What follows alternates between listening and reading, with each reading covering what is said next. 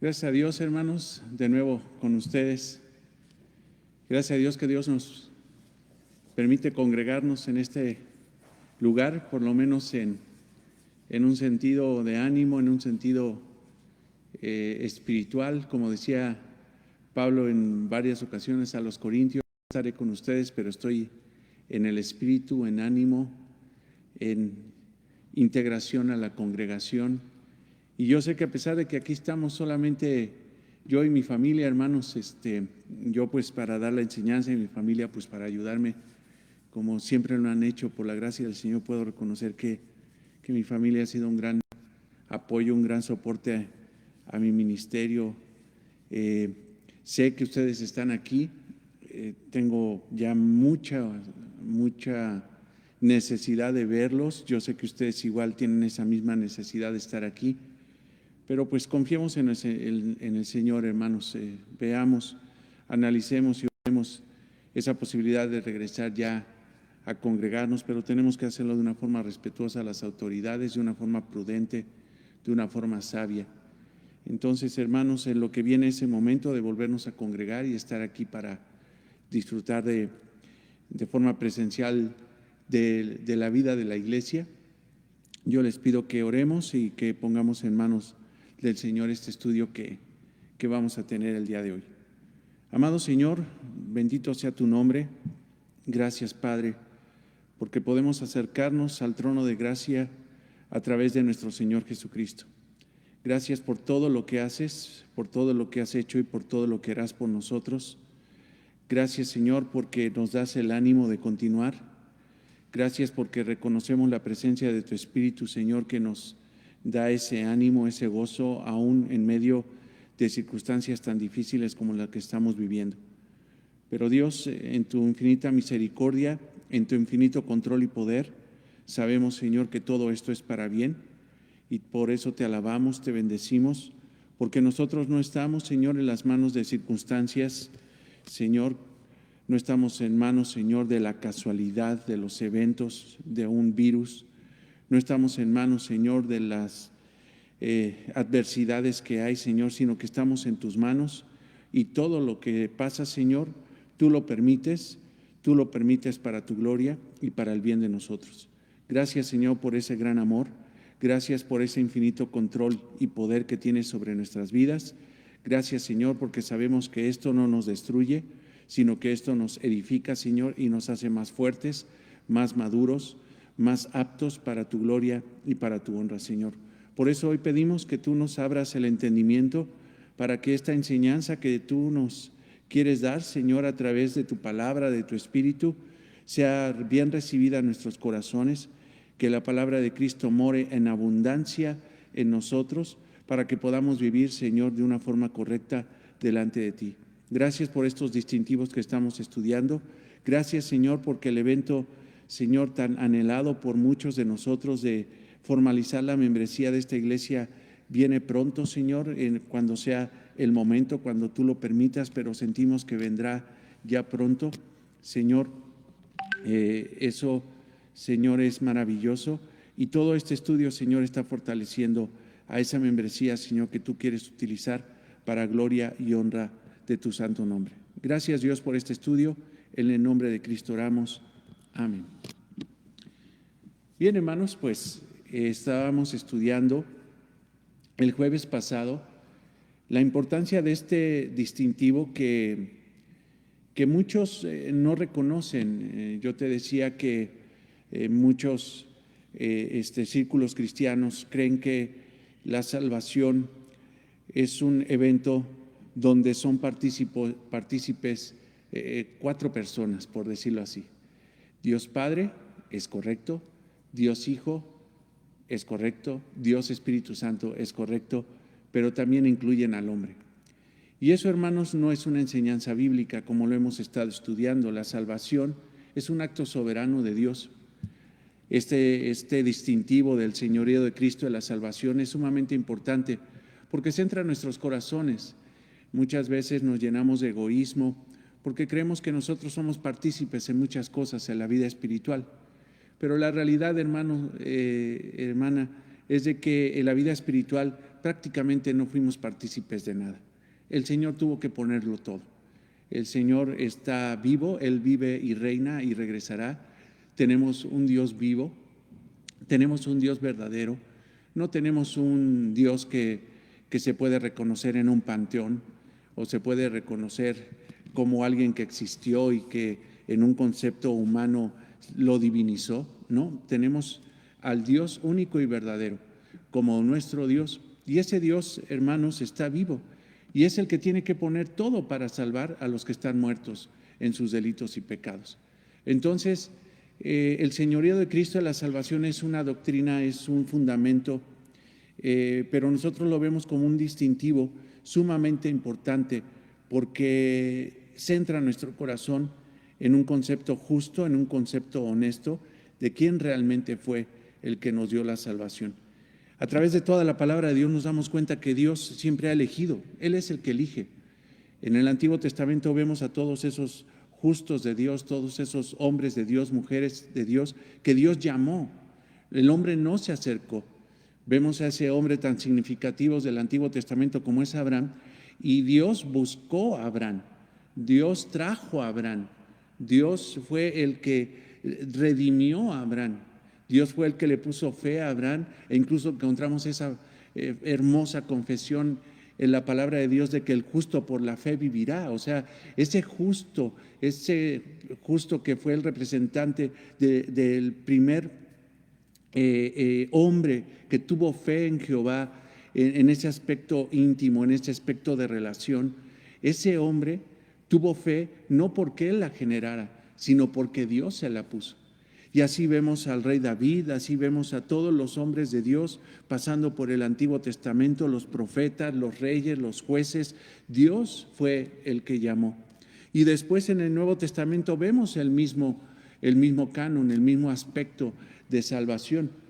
Dios es el que llama. El Señor Jesucristo les aclaró a sus discípulos que ellos no habían escogido a su rabí, que ellos no habían escogido al Señor Jesucristo, sino que el Señor los había escogido.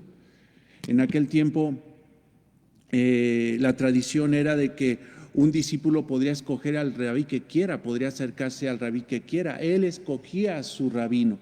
Si él veía que ese rabino era más sabio, ese rabino era más conocedor de la palabra de Dios, entonces él escogía a ese rabino. Tenía incluso la libertad de dejar a uno y irse con otro, así, sin más.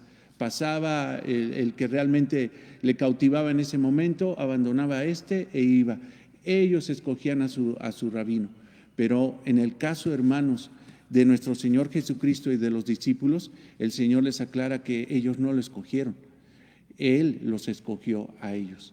Entonces, hermanos, así vemos la elección, así vemos cómo Dios escogió también a Pablo cuando iba en el camino a Damasco, respirando amenazas en contra de la iglesia cristiana, en contra de los cristianos, y sin embargo el Señor lo hizo instrumento suyo para predicar el evangelio a los gentiles. Él lo escogió, y así vemos constantemente la elección de Dios.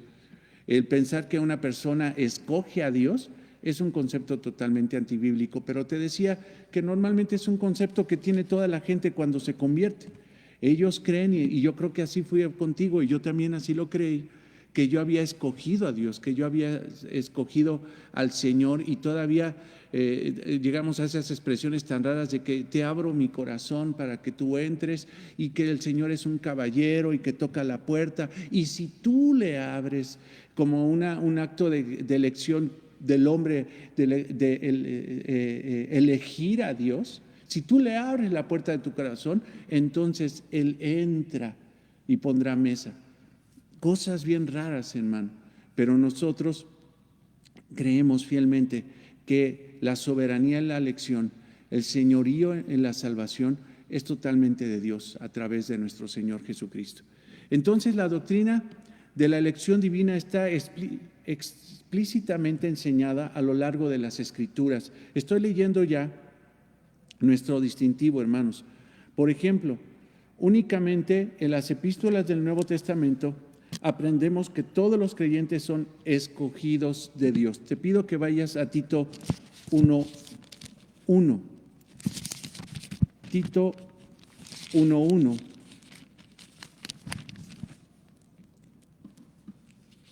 Tito 1:1.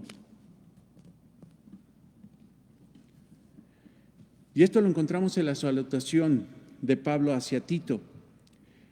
Tito 1:1.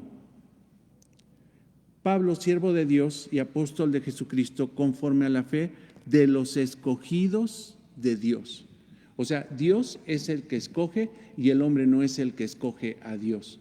Eso es sumamente importante de verlo.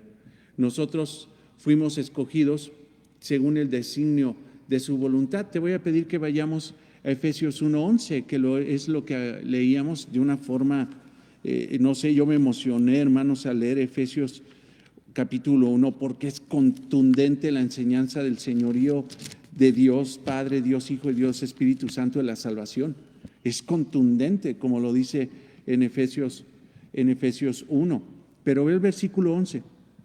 En Él, el énfasis, en Él, asimismo tuvimos herencia, habiendo sido predestinados conforme al propósito del que hace todas las cosas, según el designio de su voluntad. ¿Por qué Dios te escogió a ti? Porque Dios tiene un propósito. Muchas veces uno dice, yo voy a escoger a Dios para que se cumplan mis propósitos. No es así, hermanos. Dios se escogió para cumplir su propósito en ti. Y en eso, hermanos, lo hablábamos el jueves, en esa masa de lo que es la humanidad pecadora, porque todos somos pecadores, como dice Pablo en Romanos 3, todos somos pecadores. ¿Qué podríamos decir? Que porque somos de esta raza, que si porque somos más espirituales supuestamente, o porque somos, no sé, de ciertas características de alguna forma distinguibles a nivel secular, por ese motivo Dios nos escogió. La realidad es que no, todos somos pecadores, todos. Dios tiene el derecho en su santidad y en su justicia de desecharlos, mas sin embargo Dios a toda esa masa de la humanidad pecadora, porque todos son pecadores, Dios en su propósito elige a unos y no elige a otros. Ahora, ¿qué diremos? ¿Eso es injusto? No, porque simple y sencillamente Dios no tenía ninguna responsabilidad de salvar a nadie, porque todos son pecadores, mas sin embargo en su propósito soberano para mostrar misericordia, gracia, para mostrar amor, ha extendido su mano para salvar a algunos, y entre ellos, hermanos, nosotros. Y eso, hermanos, es impactante, porque se nos quita la soberbia, se nos quita el orgullo, se nos quita el creernos de repente los supercristianos, los superelegidos. Recuerdo mucho, creo que te lo he platicado, yo trabajaba en el Canal 13, trabajé mucho tiempo como escenógrafo, como jefe de diseño en el área creativa del canal 13, cuando era el Canal 13, hoy es el Canal 1. Y había una cristiana, yo no era cristiano, pero no, hombre, o sea, se sacaba el pecho con un orgullo, dice, yo soy cristiana y mi papi me va a defender, y a mi papi me va esto, mi papi lo otro, yo soy única, yo soy esto, yo soy lo otro. Pero de alguna forma te entiendo, porque sí, por el espíritu de adopción podemos decir, Abba Padre, que el Señor, el Creador, el Altísimo, es nuestro papito. Tenemos una relación íntima, estrecha, familiar, única, a través de nuestro Señor Jesucristo con Él. Pero esta mujer ya rayaba en una arrogancia tremenda. Me acuerdo que en una ocasión hubo el rumor de que tenían que despedir a todos porque iban a vender el canal a los que son ahora los dueños, que tenían que despedir a todos los empleados de confianza, entre ellos ella, la cristiana, y yo. Y ella decía, a mí no me van a tocar porque mi padre me da a defender. Y al otro día, tanto a mí, que era inconverso, como a ella, que era cristiana, nos dieron las gracias. Yo, gracias a Dios, conseguí trabajo de inmediato en el Canal 22, pero ella ya le perdí el rastro. Pero sin embargo, a veces uno pierde el ritmo, el asunto de la realidad de la salvación en la cabeza y toma uno una actitudes súper arrogantes creyendo que uno es partícipe de la salvación, que uno es el super ungido de Jehová y ese tipo de cosas, la princesa de Jesucristo, el príncipe de Cristo y quién sabe qué tantas cosas hablan acerca de una tradición no bíblica, sino simple y sencillamente evangélica. Les enseñaron así en su iglesia, pero nunca les enseñaron la realidad de que eran pecadores, que eran realmente escoria, que eran realmente algo indigno, que eran sus obras trapos de inmundicia, que eran totalmente reprobados delante de Dios, y Dios en su misericordia y en bondad extendió su mano para meter entre toda la humanidad y sacar a esos pecadores para salvarlos y hacer su propósito en ellos. ¿Por qué? Por el puro designio de su voluntad. Porque así fue, porque le plació.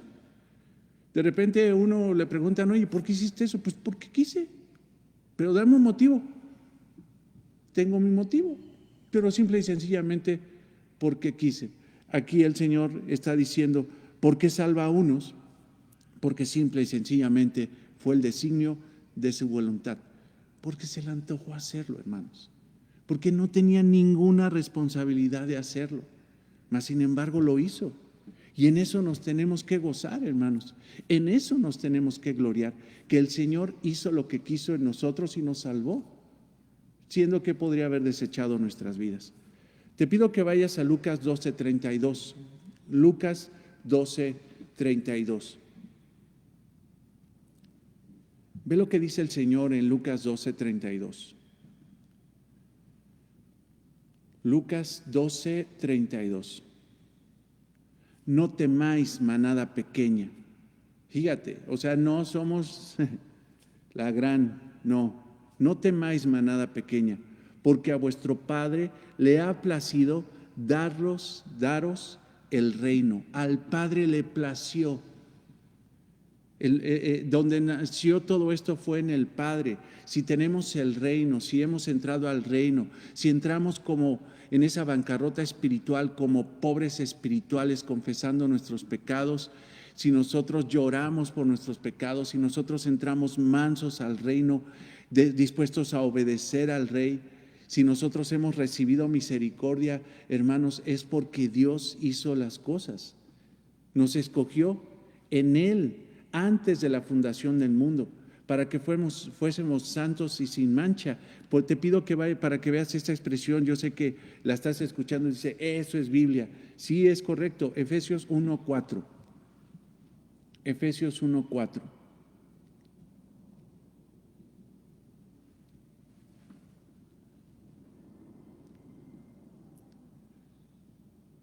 Nos escogió en Él, Efesios 1:4, antes de la fundación del mundo. Y esto es tremendo, hermanos, porque uno dice, bueno, yo me salvé. No, el Señor te salvó antes de que nacieras, antes de que hicieras bien o mal, porque a fin de cuentas Él sabía que ibas a hacer mal, íbamos a hacer mal porque todos íbamos a pecar. El Señor, antes de la fundación del mundo, nos escogió para que fuésemos santos y sin mancha, o sea, para que Él nos santificara delante de Él en amor, habiéndonos predestinado para ser adoptados hijos suyos por medio de Jesucristo. O sea, Dios es el de la iniciativa y el medio de nuestra salvación es nuestro Señor Jesús. Dios nos salvó a través de Jesús. Nosotros no somos el medio de salvación, hermanos. No somos el medio de salvación. Algunos dirán, porque hay conceptos así, que dicen, bueno, sí, Dios es el de la iniciativa, pero nosotros fuimos un medio porque tuvimos voluntad, porque de alguna forma el hombre tiene que participar en su salvación. Esas posiciones, hermano, arminianas, porque eso es, Arminio fue uno de los teólogos del tiempo incluso de los reformadores, una contraparte muy fuerte a la posición de Juan Calvino, que Juan Calvino respetaba la palabra de Dios y entendía el concepto paulino de la salvación.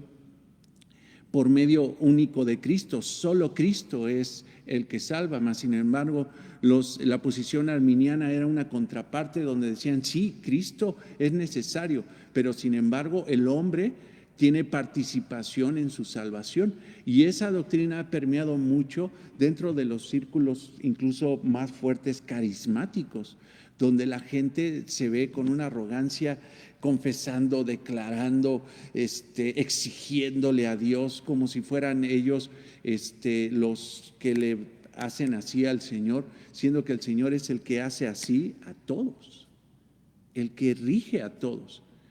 Los hombres no podemos escoger a Dios.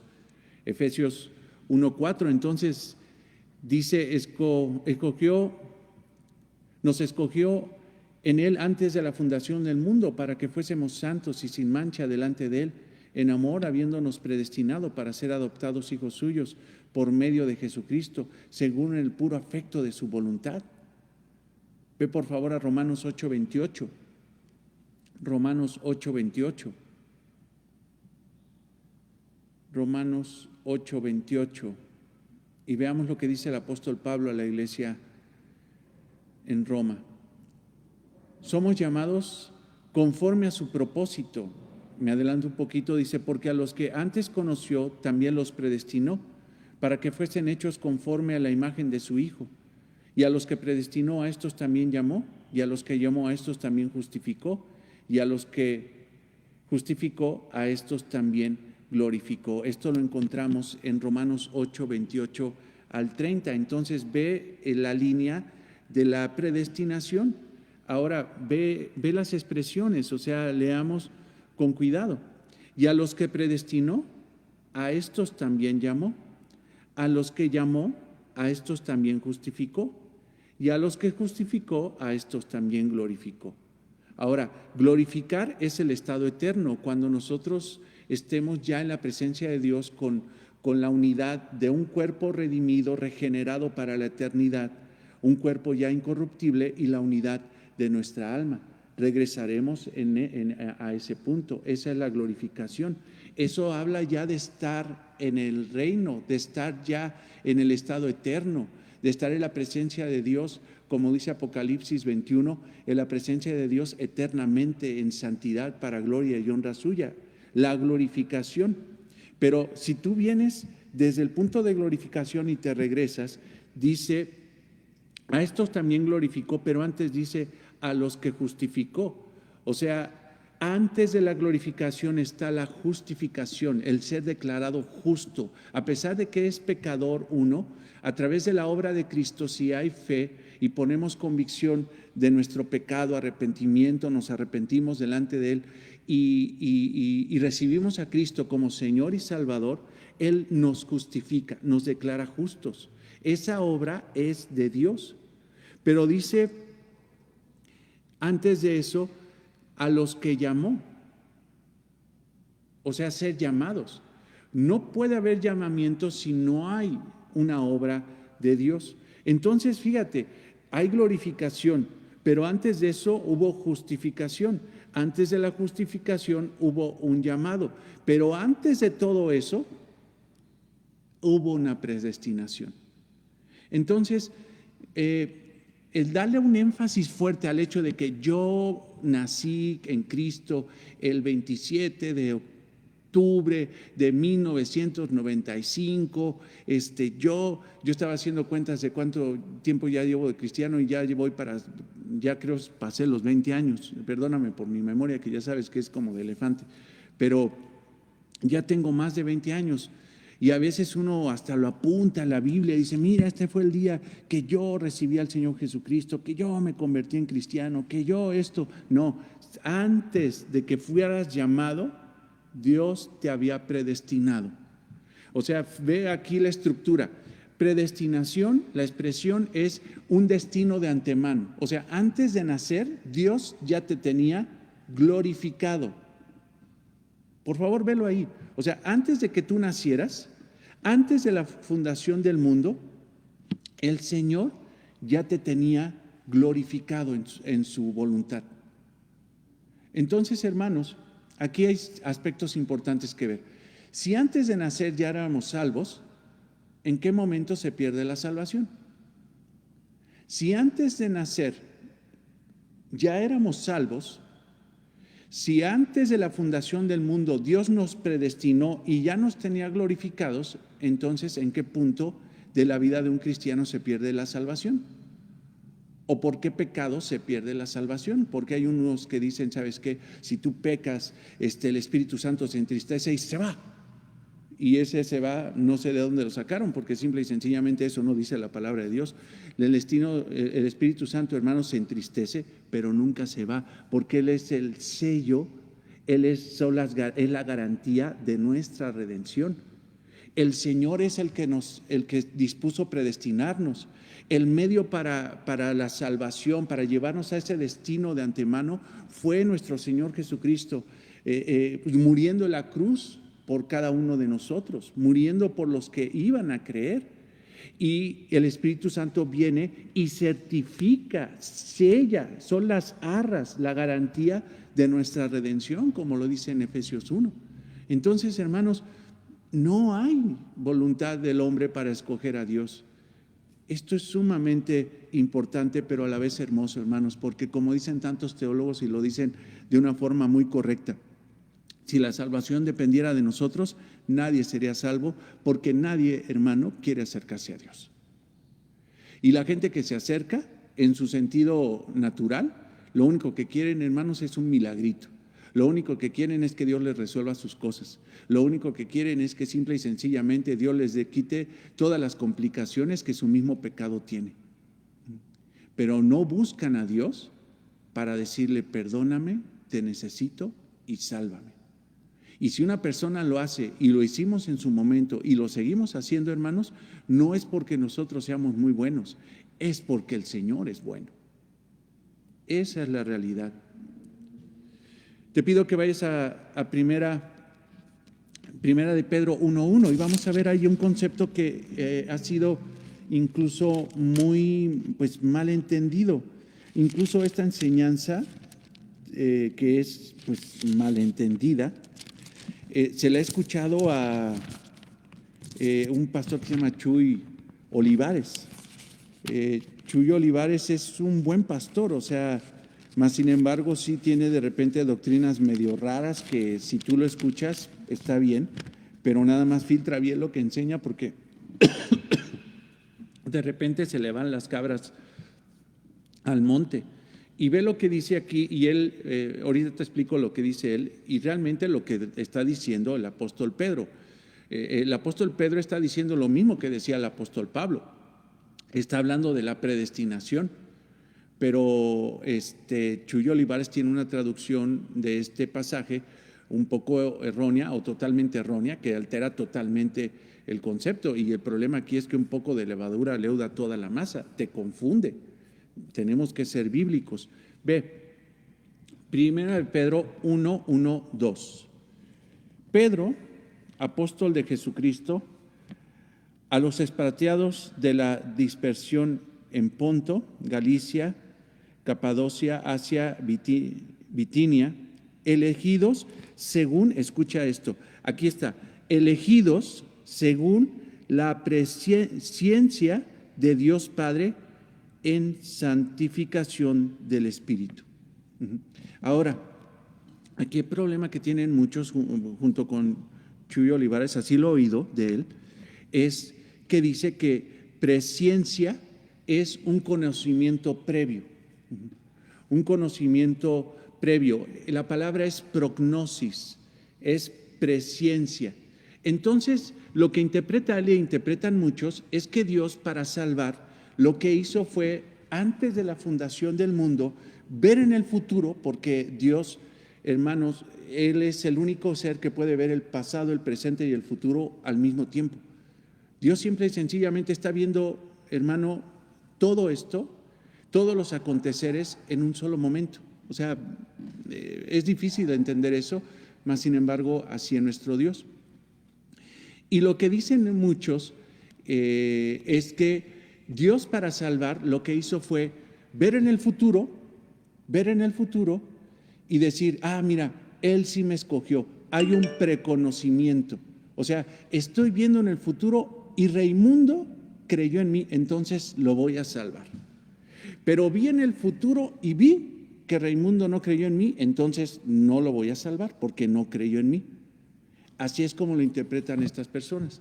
Mas, sin embargo, hermanos, eso es un gran error doctrinal, un grave error doctrinal, porque entonces estamos diciendo que la salvación depende de las obras de una persona que en un futuro iba a creer o no creer. Entonces Dios está supeditado a que tú creas o no creas. ¿Eso enseña la Biblia? No. Esa palabra prognosis, una presciencia, no se refiere al hecho de ver en el futuro y tener un conocimiento previo para salvar. No, el Señor no salva así. El Señor salva por el puro designio de su voluntad, porque Él quiso. Y antes de ver, como dice Pablo a los romanos en el capítulo 9, antes de ver algo bueno o malo, el Señor, sin la influencia de nuestra vida, Él tomó una decisión unilateral para cumplir su propósito. Entonces, para decir que Dios está consciente de antemano de quien creería, porque así lo dice nuestra confesión, es un gran error. Por lo tanto, los escogidos por la fe que vio de antemano, es una teoría pues bastante errónea. No podemos interpretar eso, sino que más bien lo que está explicando el apóstol Pedro, que es lo mismo que explicó Pablo, que es lo mismo que explicó nuestro Señor Jesucristo, que es el mismo proceder de nuestro Padre Celestial. Pedro quiso decir que Dios determinó antes del tiempo conocer y amar y salvar. O sea, Dios antes de todo, Él determinó antes del tiempo conocer, amar y salvar a los pecadores. Él los escogió sin considerar nada bueno o nada malo que pudieran hacer. O sea, no podemos, la salvación no es por obras. Dice Dios, yo ya vi en un futuro y Rey es buena onda, ahora sí, yo lo voy a salvar. No, ya viene el futuro y Rey es un verdadero desastre, no lo voy a salvar. No, hermanos, no. Él, en un preconocimiento, Él determinó en su corazón, aún así, salvarnos. Esa es la realidad. Déjame, me trajeron un tecito, gracias.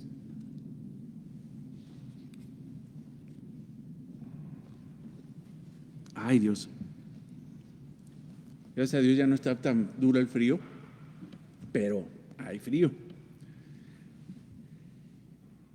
Te pido que vayas a Hechos 2:23. A Hechos 2:23. Esta palabra prognosis es muy presciencia, es muy similar o prácticamente igual a la palabra predestinación. O sea, estamos hablando del mismo fundamento. No podemos caer en una situación tan antibíblica como decir que Dios salva en base a tus decisiones. No es eso, hermanos, no es eso. Entonces Dios tendría que, imagínate, si todos íbamos a terminar siendo pecadores, estoy reflexionando, si íbamos a terminar siendo pecadores, entonces ¿en qué segundo de nuestra vida tendría que haber coincidido Dios en su visión para decir, está pecando, aquí ya está en una especie de santidad, entonces aquí es donde lo voy a salvar? Entonces, si tendría que coincidir en un evento de tan mínimo en nuestra vida llena de pecado, entonces está totalmente loco esa situación, esa teoría, porque la podría llamar teoría, no es una postura bíblica, es una doctrina errónea, totalmente errónea. Hechos 2:23. A entregado por el determinado consejo y anticipado conocimiento de Dios, la misma palabra prognosis. O sea, aquí, hermanos, Pedro les está diciendo al pueblo judío que crucificó a nuestro Señor Jesucristo porque los hace culpables de la crucifixión. Ustedes fueron los que entregaron al Señor Jesucristo. Él les está diciendo, pero ¿saben qué? Tanto ustedes tienen responsabilidad como también Dios tiene el control de todas las cosas. Él fue entregado, el Señor Jesucristo fue entregado por el determinado consejo, o sea, sí lo quiso, y anticipado conocimiento de quién, de Dios. O sea, aún el acto de la crucifixión, hermanos, fue un acto controlado por Dios. Dios ya lo había calculado desde antes de la fundación del mundo, anticipado conocimiento de Dios. Prendiste y mataste por manos de inicuos, crucificándole, es lo que dice la palabra.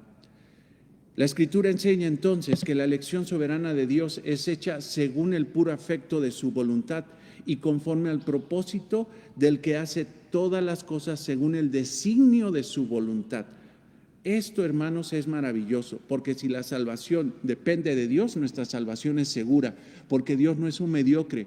Dios hace las cosas perfectas, y cuando Dios salva a una persona, hermano, nadie lo arrebata de su mano, nadie, ni siquiera tú te puedes salir ya de ahí. No puedes salirte de ahí, no puedes.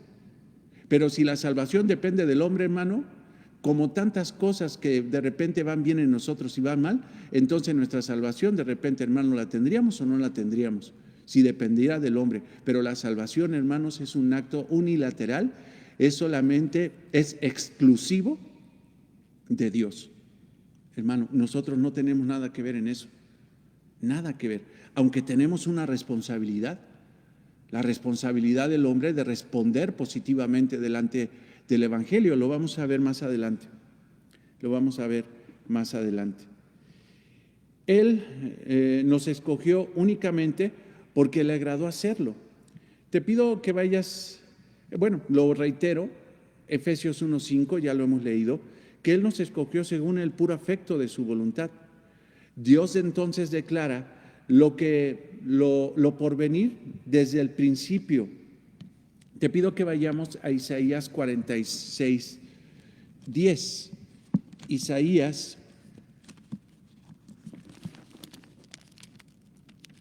46. Con este nuevo micrófono seguramente está oyendo muchísimo las hojas. Fíjate que gracias a Dios este micrófono permite que no tenga nada en la cara. Es un muy buen micrófono, pero sí es un micrófono muy, muy potente en lo que capta. Pero yo creo que se oye padre que estemos pasando las hojas. Se oye como cuando Luis Contreras está traduciendo a MacArthur, que se oye que está dando ahí la vuelta a las hojas. Pero Isaías 46:10 es el versículo que te decía, que anunció lo por venir desde el principio. Ve, predestinación, ahí está. Anunció lo por venir desde el principio y desde la antigüedad lo que aún no era hecho. Y desde la antigüedad lo que aún no era hecho. Lo que no era hecho. Dice que digo, mi consejo permanecerá y haré todo lo que quiero. Entonces, hermanos, no es que la predestinación es una enseñanza de la iglesia en el Nuevo Testamento. No, hermanos, es una enseñanza bíblica que está desde el Antiguo Testamento. Todo tiene coherencia, todo está ligado perfectamente bien, todo. Te pido que vayas al Salmo 115:3. Salmo 115:3, y veremos que todo lo que existe en el universo, que todo lo que existe en el universo es porque Dios lo permitió, lo determinó, lo diseñó. Salmo 115:3. Nuestro Dios está en los cielos. Todo lo que quiso ha hecho. Todo lo que quiso ha hecho. Salmo 135:6, ya que estás en los salmos. 135:6.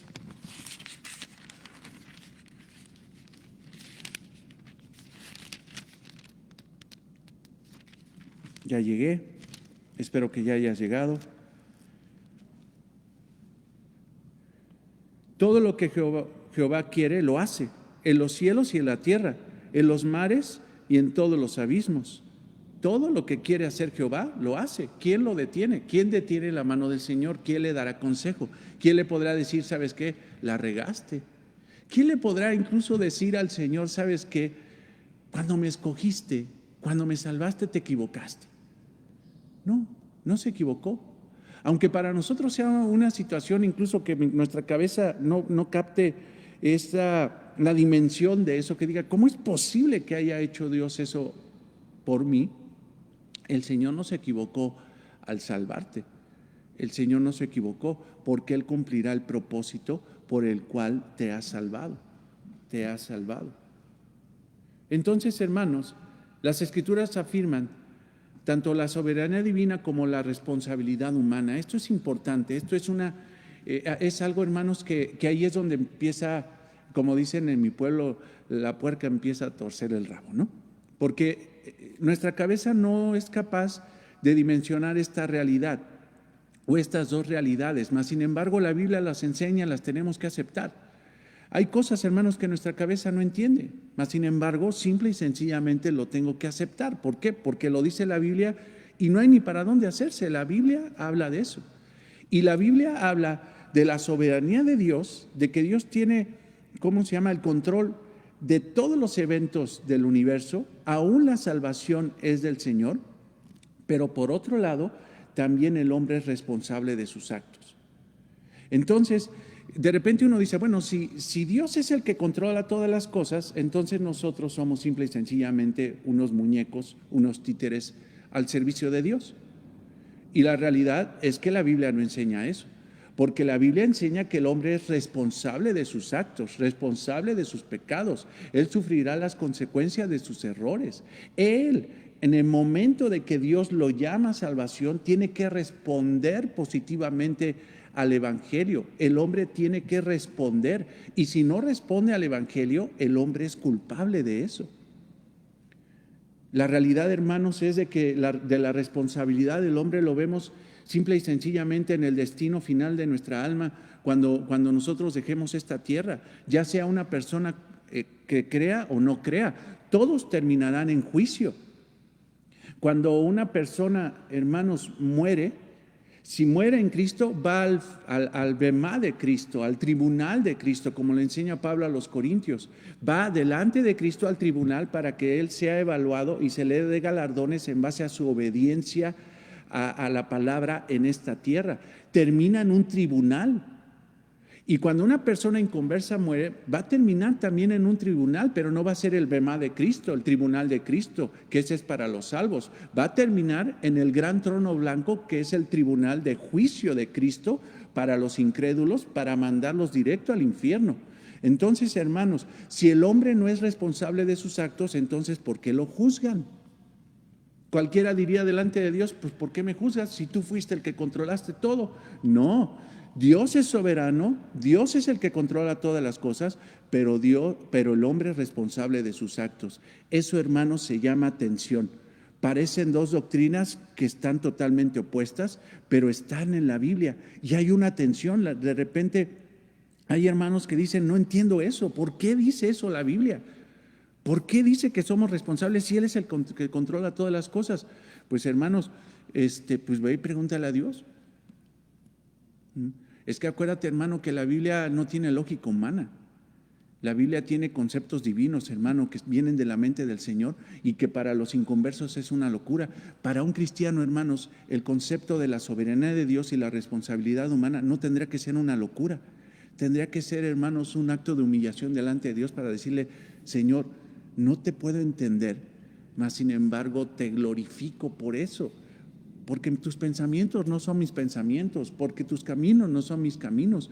Y tú, Señor, me has permitido por lo menos ver esa gran realidad y yo respeto esto y respeto esto. Eso es sumamente importante. Él hace todas las cosas según entonces el designio de su voluntad, porque de Él y por Él y para Él son todas las cosas, dice Romanos 11:36.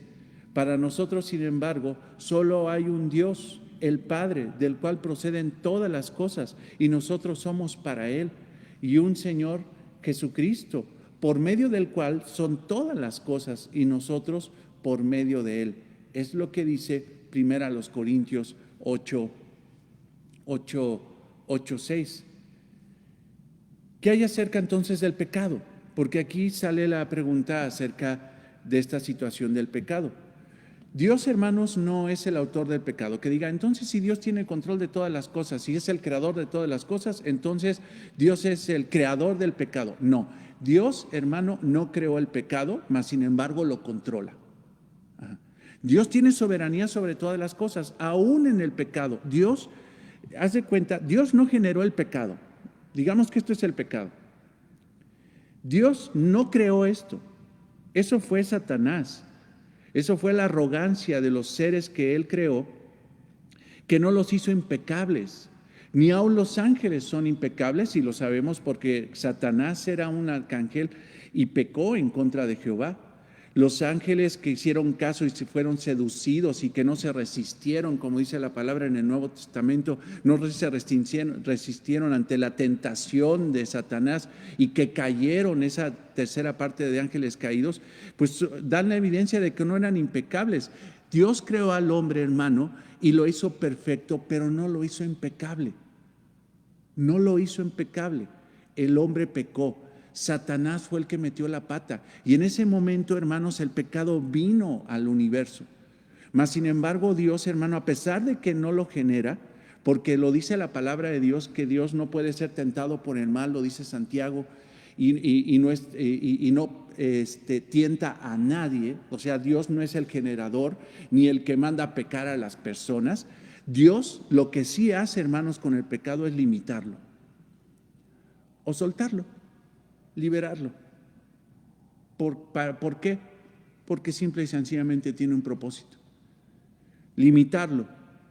¿Sabes qué? Aquí no pasa. Aquí te limitas, ¿no? O en otros momentos lo suelto. ¿Por qué? Por el puro afecto de su voluntad, porque tiene un propósito. Y su propósito siempre va a ser santo. Entonces, Dios no es el autor del pecado, pero Él ciertamente lo permitió. Es parte integral de su decreto eterno, de su intención eterna. Romanos 5:20, por favor, vete a Romanos 5:20.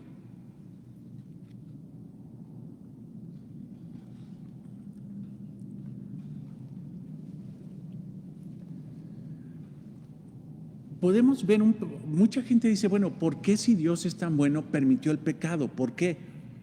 Hermanos, eso es difícil de contestar. Mas, sin embargo, algo que nos puede dar un poco de luz acerca del por qué Dios permitió el pecado, lo podemos encontrar en Romanos 5:20. Ve lo que dice la palabra de Dios. Por la ley se introdujo para que el pecado abundase. Mas cuando el pecado abundó, escucha esto, sobreabundó, ¿qué? La gracia. Cuando el pecado vino y abundó, Dios en su misericordia se reveló como un Dios de gracia, un Dios perdonador, un Dios, hermano, amoroso. Eso es parte del carácter de Dios. Esto es parte de los atributos de Dios. El misericordioso es Él. El perdonador es Él, porque tenemos un Dios perdonador. O sea, la condición, hermano, de Dios es de que cada vez que alguien llegue a pedirle perdón sinceramente, Él verdaderamente, porque es lo único que puede hacer el Señor, todo es verdadero, es perdonarlo. Dios es perdonador. Ahora, lo que podemos ver en la expresión de Romanos 20 es de que Dios permitió el pecado para que estos atributos que Él tiene fueran revelados. ¿Por qué? Porque si no hubiera pecado, ¿cómo Dios hubiera mostrado que está dispuesto a perdonar a los pecadores cuando se arrepienten de su pecado? Si no hubiera venido el pecado, entonces ¿cómo hubiéramos visto el rostro de gracia de Dios? Si no hubiera pecado, entonces ¿cómo hubiéramos visto el rostro de Dios a través de Jesucristo, que es el que perdona todos los pecados, el que vino a hacer la obra de redención a los pecadores?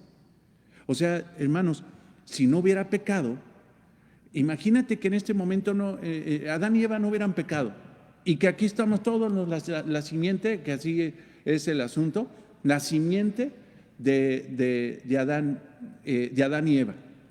Dije Adán y Eva, sí, creo que sí, de Adán y Eva. Imagínate que Adán y Eva no hubieran pecado y que aquí estamos toda la simiente de Adán y Eva sin pecado, todos encuerados, pero pues no hay frío porque no había adversidades, no había nada, todo el paraíso, aquí está el paraíso. Y nuestro Señor se presenta y nos dice, quiero perdonarlos, quiero mostrar mi gracia y mi perdón. Uno diría, Señor, ¿de qué estás hablando? ¿Perdón de qué? ¿Misericordia de qué? ¿Gracia de qué? No podríamos haber conocido ese aspecto, pero como vino el pecado, Dios permitió el pecado, en ese momento, hermanos, vimos que Dios prometió a Adán y a Eva y por consiguiente a toda la humanidad que vendría su gracia, su misericordia a través de Cristo, y Él, Cristo, pisotearía la cabeza de la serpiente. La serpiente picaría en el calcañar, heriría al Hijo de Dios, mas sin embargo el Hijo de Dios saldría victorioso pisoteando la cabeza de la serpiente. Entonces, hermanos, aún Dios tomó el pecado para bien, porque transformó el pecado y lo tomó y dijo, ahora, a través de esta desgracia que ustedes generaron, yo la voy a convertir en gracia, en una bendición, reflejándoles que yo soy un Dios compasivo. Donde abunda el pecado, donde abundó el pecado, sobreabundó la gracia. O sea, no es que el pecado ya ahogó la gracia, no, sobreabunda la gracia. Está por encima de todo eso. Hermanos, qué concepto tan glorioso, tan maravilloso. Dios tiene un propósito al permitir al pecado. Él no puede ser culpado por la maldad o manchado por su existencia. Te pido que vayas a 2 de Samuel 2:2. Perdóname, 1 de Samuel 2:2. Primer libro de Samuel 2:2.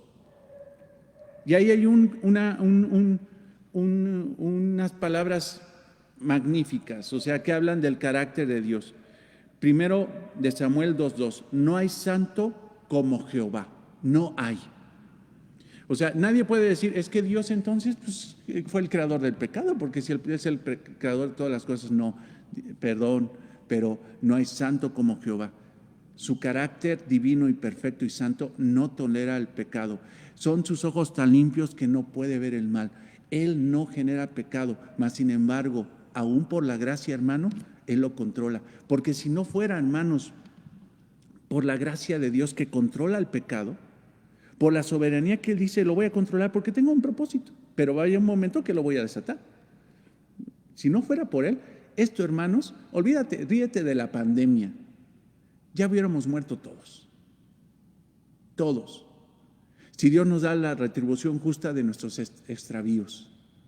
Si Dios nos pagara realmente como lo merecemos, ya estaríamos todos muertos. Mas, sin embargo, hermanos, tomó tu pecado a través de Jesucristo, lo controló, ahora no te reina el pecado, ahora no eres siervo de muerte, sino eres siervo de vida. Porque lo dice Romanos 6, lo dice, tú ya no vives para el pecado, sino vives para Cristo. Así como Cristo murió al pecado, porque por el pecado no pudo enseñorearse de él, así nosotros estamos muertos al pecado y vivimos para Cristo, somos espirituales, guiados por el Espíritu Santo. No hay santo como Jehová. Dios entonces no puede ser manchado de decir, ¿sabes qué? Tú eres culpable de todas las desgracias. Él no es culpable. Nosotros somos los culpables. Pero ciertamente Él no fue sorprendido con la guardia abajo o en una situación en la que no podía hacer nada por detenerlo cuando el pecado entró en el universo. Dios tenía el control. No es de que Dios dijera, chispas, ya se desparramó esto, ¿y ahora cómo le vamos a hacer? Pues plan B, como dicen muchos teólogos, ¿no? Y que aclaran, Dios no tiene plan B. Dios no tiene plan B. Dios no está reaccionando ante el pecado de los hombres o de la humanidad. Ay, ahora arreglar esto, arreglar. De repente oía a una persona que decía, no, es que yo no oro al Señor porque está tan ocupado resolviendo los problemas del mundo. Y se oye tan piadoso, ¿no? Yo respeto al Señor porque no lo quiero molestar porque ha de estar tan ocupado resolviendo los problemas del mundo. ¿Tú crees que el Señor esté resolviendo problemas? No. Dios, hermano, hizo todo y diseñó todo antes de la fundación del mundo. Y Él sabía que el pecado iba a venir, no lo iba a generar.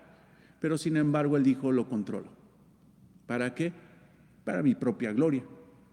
No conocemos su propósito al permitir el pecado. Plenamente no lo conocemos, hermano. Lo que te acabo de leer de donde dice que donde abundó el pecado, sobreabundó la gracia, puede ser una luz pequeña del motivo por el cual Dios permitió el pecado, para mostrar aspectos de su carácter divino que no podríamos entender si no hubiera pecado, que no pudiéramos conocer.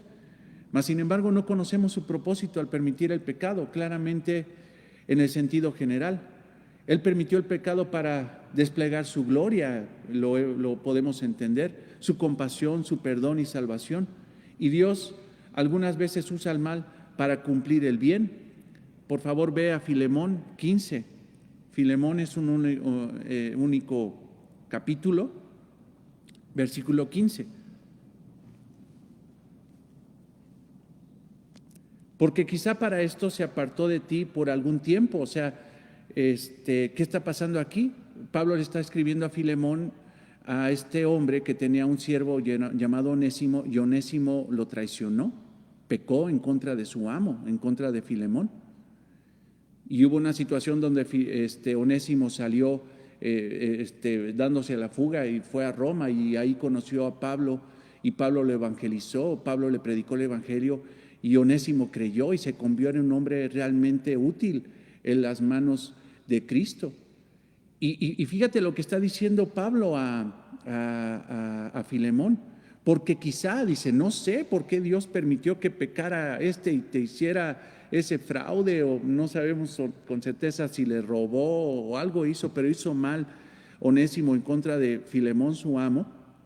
Pero Pablo dice quizá, porque quizá para esto se apartó de ti por algún tiempo, o sea, para esto te defraudó, para esto, ¿sabes qué? Quizá Dios permitió que pecara, ¿para qué? Para que lo recibieses para siempre como hermano.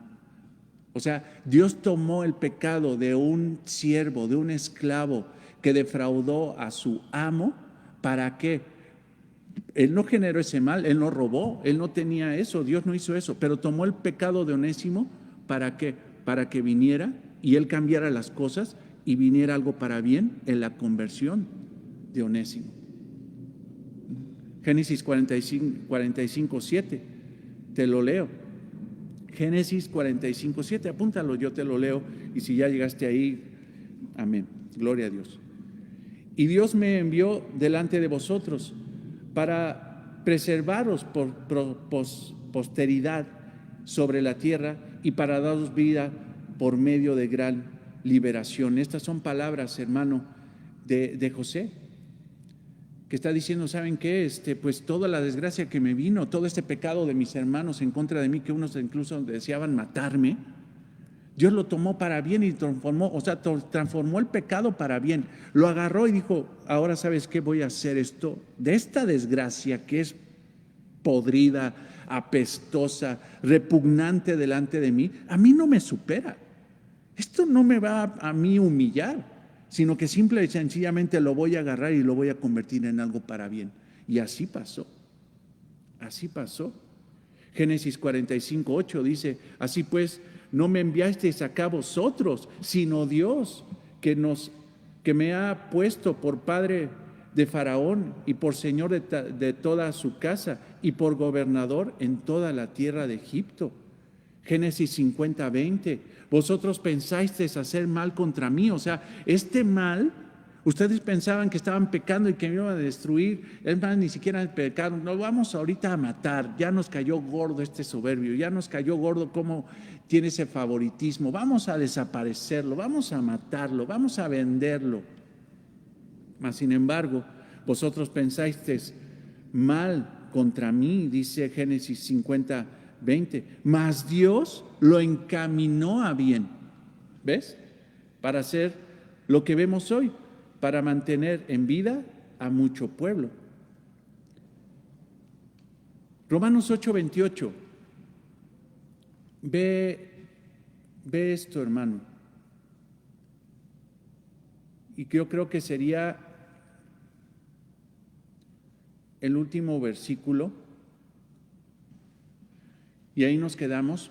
Y vamos a continuar el jueves, porque hay dos ligas aquí. Tenemos dos distintivos. Uno es el señorío de Cristo en la salvación, y el otro distintivo es la posición de Cristo en la salvación, que parecen muy similares, pero estamos hablando de cosas que son dignas de diferenciar. Eso lo vamos a ver la próxima semana. Muy probablemente voy a avanzar un poquito más para terminar este distintivo el jueves, porque, hermano, mucho programa el hombre, mucho proyecta, pero la realidad, hermano, es de que la voluntad de Dios es el que sabe si terminamos o no terminamos. Pero lo que sí quiero, hermanos, y está en mi corazón, es que podamos entender bien todo esto. Vamos a continuar la próxima semana, pero antes vamos a leer Romanos 8:28 para terminar. Creo que aquí nos queda un par de minutos. Romanos 8:28. Y sabemos que a los que aman a Dios, todas las cosas les ayudan a bien. Esto es, a los que conforme a su propósito son llamados. O sea, hermanos, todas las cosas operan para bien para nosotros. Y todas las cosas, incluso son las cosas malas. Romanos 8:28. Voy aquí a la Biblia. Romanos 8:28. Y ve todas las cosas, o sea, todas las cosas buenas, sí, pero el énfasis fuerte de este pasaje, de todas las palabras que están alrededor del versículo 28, no son cosas buenas en sí, son cosas malas que Dios permite y que transforma en cosas buenas. Ve, y sabemos que a los que aman a Dios todas las cosas le ayudan a bien. Esto es, a los que conforme a su propósito son llamados. Otra vez esa expresión. Porque a los que antes conoció, también los predestinó para que fuesen hechos conforme a la imagen de su Hijo. Ese es el propósito de por qué Dios permite todas las cosas. ¿Para qué? Para que cada día nos parezcamos más a su Hijo. Para que la imagen y semejanza de Dios a través de Jesucristo sea más pura en cada uno de nosotros, para que Él sea el primogénito entre muchos hermanos, a los que predestinó. Es más, vete más en el 31. ¿Qué pues diremos a esto? O sea, ¿qué pues? Si Dios es con nosotros, ¿quién entonces contra nosotros? O sea, hay adversidad. El problema de la adversidad, porque la adversidad, hermano, seguramente hay pecado en la adversidad. Sino, dice, que Él lo entregó por todos nosotros. Así es. ¿Cómo no dará también con Él todas las cosas? ¿Quién acusará a los escogidos de Dios? Dios es el que justifica. ¿Quién es el que condenará? Fíjate, hay acusación, hay condena, hay oposición. Todo esto es pecado, hermanos, en contra de nosotros.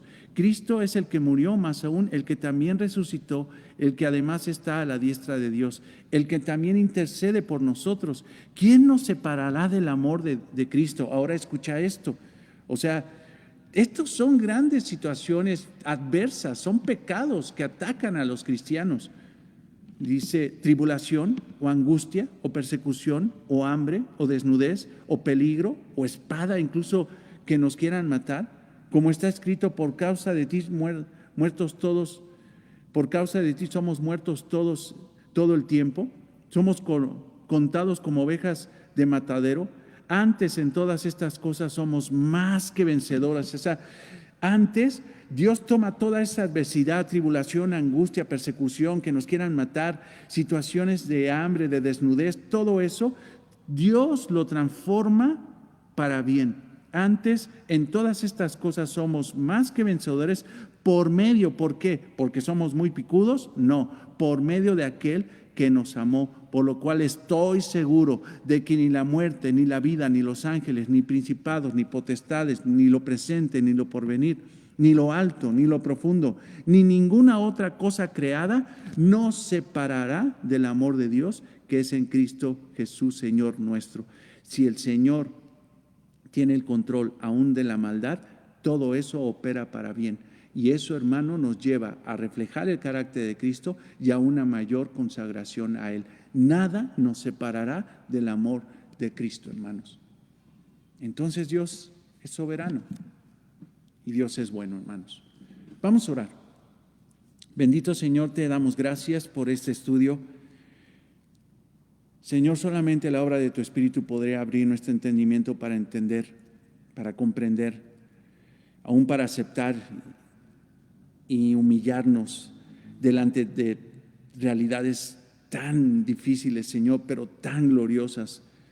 Gracias, Señor, porque yo sé que muchos lo hemos entendido. Gracias, Señor, porque sé que muchos lo hemos aceptado, pero que sea el entendimiento, Señor, de cada uno de nosotros. Que podamos entender simple y sencillamente, Señor, justificando, Señor, o fundamentando, mejor dicho, Señor, este pensamiento en tu palabra. Que si nosotros somos salvos, no es porque nosotros quisimos. Si nosotros fuimos salvos, Señor, no es porque, Señor, la voluntad humana, Señor, es tan sabia como para escoger salvación. Si nosotros somos salvos, es porque simple y sencillamente tú nos salvaste, Señor. Y no había otra forma, Señor, de encontrar la salvación si no fuera, Señor, porque tú lo decidiste. Te alabamos por eso, Señor, porque habiéndonos desechado, Señor, no teniendo ninguna responsabilidad hacia nosotros, porque éramos pecadores como todos, tú tuviste la misericordia de extender la mano y salvarnos a cada uno de nosotros. Gracias, Señor, por permitirnos esta enseñanza en esta mañana, en el nombre de Cristo. Amén. Amados hermanos, pues nos vemos a las 11, si Dios nos lo permite, para la predicación del día de hoy. Dios los bendiga, hermanos. Nos vemos al rato.